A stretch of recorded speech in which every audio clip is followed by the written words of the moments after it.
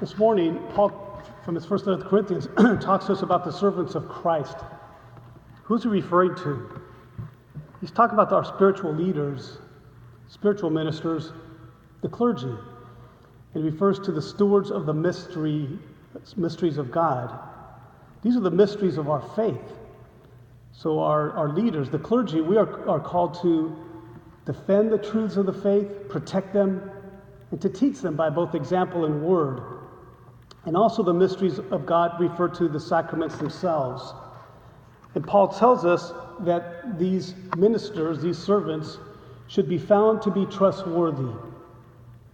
Well, this speaks very loudly today about what's going on in our church with some of our clergy, a minority, of course, that are rotten apples, who've been involved with sexual abuse, who have been living a homosexual subculture, what we hear called the Lavender Mafia, and those who have been complicit in covering some of these things up.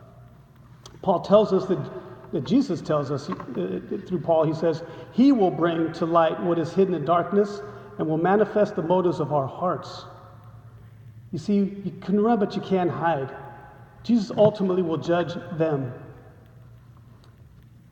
And the church, the bride of Christ, and Christ being the bridegroom, the church needs to purge this cancer so that she, the church, may be spotless, the spotless bride that is shown to us in the book of Revelation. My brothers and sisters, we need to be very careful not to be so quick to point fingers. What about us? What about us, all of us, the clergy, and you, the laity? We must, the psalm tells us, we must trust in the Lord, and we must do good. We must turn from evil, as the psalm says, and do good. We must do our own part. And we must ask ourselves, what evil am I guilty of? What is my own personal sin that holds me back from totally opening my heart to God? How am I keeping the bride of Christ from being spotless? So we must take seriously our own personal sins, and we must take seriously our own conversion. We must seek to live holy lives ourselves, and we must seek to become what we are called to be, what we're made for, to be saints. And with this, the psalm tells us, you will dwell in the land. Well, that's the land of heaven, our reward. And he says we will be fed in security. That's what the Eucharist. It's time for the whole church to answer for the sinfulness of this generation. You know, this didn't happen overnight.